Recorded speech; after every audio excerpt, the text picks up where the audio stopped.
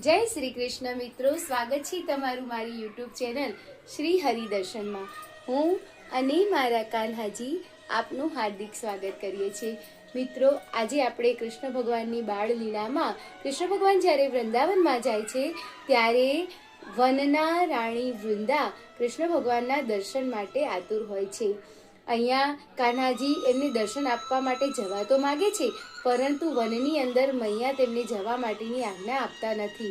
કાન્હાજી પોતાની લીલાથી ગાયોને એક જ રાતમાં બધો ચારો ખવડાવીને અને ખતમ કરી દેવાનો કહે છે, જેના કારણે બીજા દિવસે વનમાં જઈને તેમને ચરાવી શકાય અને કૃષ્ણ ભગવાન વનમાં જઈ શકે।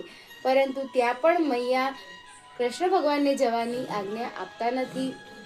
કાન્હાજી રીસાઈ જાય છે એટલે મૈયા એમને મનાવે છે। કાન્હાજી માનતા નથી।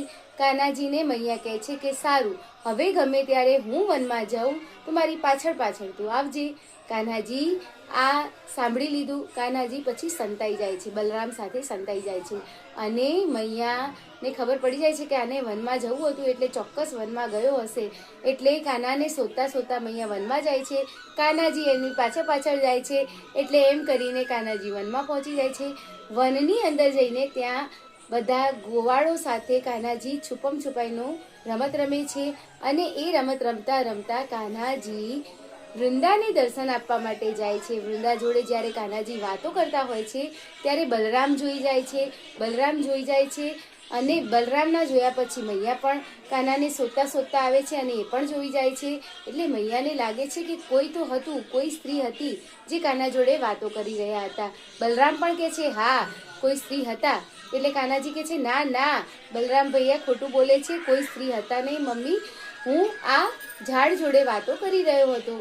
એમ કરીને બોલાઈ ફૂસલાવીને પોતાની મૈયા સાથે તેઓ ઘરે જાય છે, પણ બલરામને ખોટા સાબિત કરે એટલે બલરામને ખૂબ ગુસ્સો આવે છે। બલરામ કાન્હાજી સાથે વાત કરવાની બંધ કરી દે છે। ત્યારે કાન્હાજી તેમને મનાવવા માટે બલરામને બહુ મનાવે છે। બલરામ જ્યારે એમના ઘરે આવે છે ત્યારે કહે છે ભૈયા આ આસન આપું છું, બેસો। ભૈયા આ જલ આપું છું, તમે પીઓ। પણ બલરામ માનતા નથી અને થોડાક સમય પછી કાન્હાને એવું થાય છે કે બલરામને પણ મારી સચ્ચાઈ બતાવવી પડશે। એટલે કાન્હાજી બલરામને પોતાની સચ્ચાઈ બતાવે છે અને કહે છે કે તમે શેષનાગ અને હું કૃષ્ણ ભગવાન છું અને ગયા જન્મમાં તમે લક્ષ્મણ હતા અને હું રામ હતો અને તમે જે મારી સેવા કરી હતી, અત્યારે હું તમારો નાનો ભાઈ બનીને તમારી સેવા કરવા માટે આ અવતાર લીધો છે। આવી સુંદર મજાની કાન્હાની નવી લીલા સાથે આપણે ફરી મળીશું। ત્યાં સુધી મને રજા આપશો। જય શ્રી કૃષ્ણ।